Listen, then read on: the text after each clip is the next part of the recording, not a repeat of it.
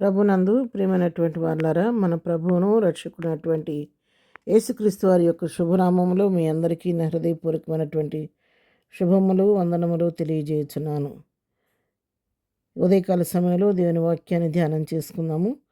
ఈరోజు వాక్య ధ్యానం కొరకు మనం తీసుకున్నటువంటి లేఖన భాగం సామెతల గ్రంథం 14వ అధ్యాయం 30వ వచనం చదువుకుందాం.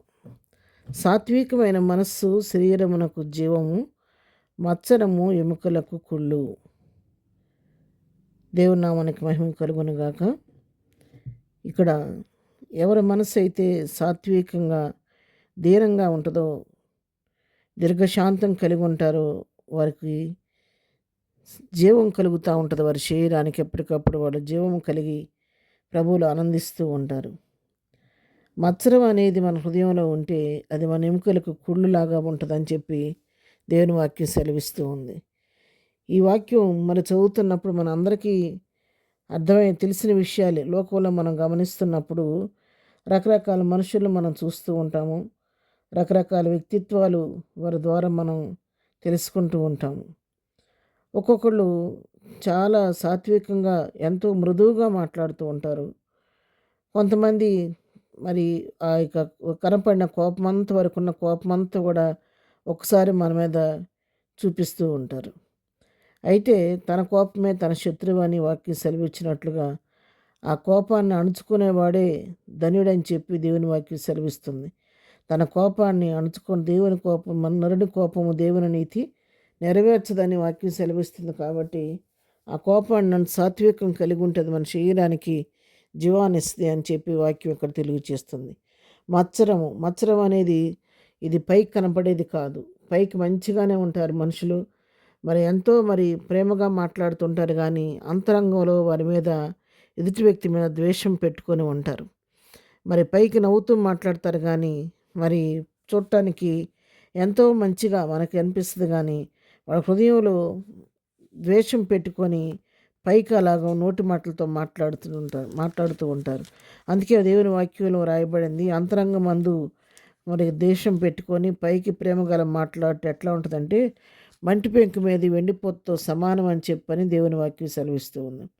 కాబట్టి ఆ విధంగా కాదు, కానీ దేవుని బిడ్డలమైన మనము మన మాట ఎట్లా ఉండాలంటే అవునంటే అవును, కాదంటే కాదుగా ఉండాలి, కానీ పైకి మాట్లాడేది ఒక మాట, అంతరంగంలో ఒక మాటగా మన మాట ఎప్పుడు కూడా ఉండకూడదు. అంతేకాదు లోకస్తుల్లాగా మనం కూడా ఉండకుండా సాత్వికం కలిగి, దీన మనస్సు కలిగి, మన ప్రభు ఎట్లా దీనుడిగా ఉన్నాడు అటువంటి దీనత్వం కలిగి ఎదుటివారి ఎళ్ళ మనం జాలి కలిగి ప్రేమ కలిగి ఉండాలని చెప్పి దేవుని వాక్యం సెలవిస్తుంది. అదే సామెతల గ్రంథంలోని 15వ అధ్యాయం మొదటి నుంచి మనం చదువుకోగలిగితే, మృదువైన మాట క్రోధమును చల్లార్చును, నొప్పించు మాట కోపమును రేపును, జ్ఞానుల నాలుక మనోహరమైన జ్ఞానాంశమును పలుకును, బుద్ధిహీనుల నోరు మూఢవాక్యమును కుమ్మరించను. చూసారా, ఇక్కడ ఏం చెప్తున్నారు? మృదువైన మాట మనం మాట్లాడితే ఆ మాట వల్ల ఏమొద్దంటే అక్కడ ఎంత కోపం కూడా అణిగిపోద్దంట.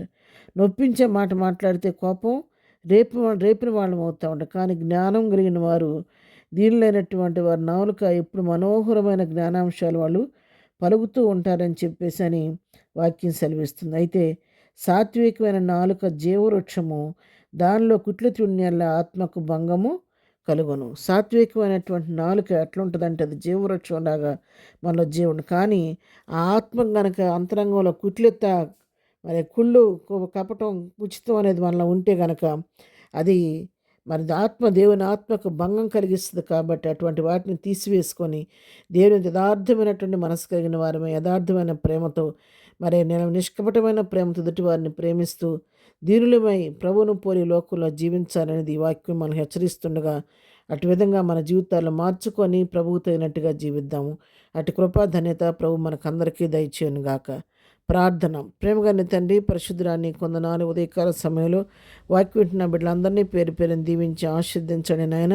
ఈ ఉదయకాలం మంచి హెచ్చరిక మాకు అనుగ్రహించారు. మేము కూడా మా జీవితాలు ఈ లోకంలో జీవిస్తుండగా ఎలా మా కోపాన్ని అణుచుకోవాలో మాకు నేర్పించండి. సాత్వికమైన మనస్సు మాకు దయచేయండి అయ్యా.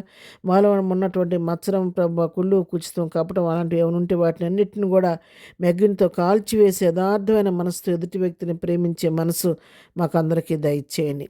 వినుచున్న వారందరి హృదయాల్లో ప్రభు నీ వాక్యం ద్వారా కావలసిన దిద్దుబాటు మాకందరికీ దయచేయండి ఆయన. ఈ ఉదయకాల దీవులతో ప్రతి బిడ్డను నింపండి. వారు రాకపోకలో తోడుకొనండి. ప్రయాణాలు క్షేమం దయచేయండి. ఎగ్జామ్స్ రాస్తున్న బిడ్డలకు జ్ఞానం దయచేయండి. భర్తృవివాహ దినం జరుపుకుంటున్న బిడ్డలకి మేలు ఆశీర్వాదం దీవెన దయచేయమని, బలహీనందరిని ముట్టి స్వస్థపరచమని యేసునామంలో ప్రార్థించి అడిగి పొందుకొని ఉన్నాము తండ్రి. ఆమెన్. ప్రభు కృప సదాకాలము మనందరికీ తోడై ఉండి నడిపించును గాక. ఆమెన్.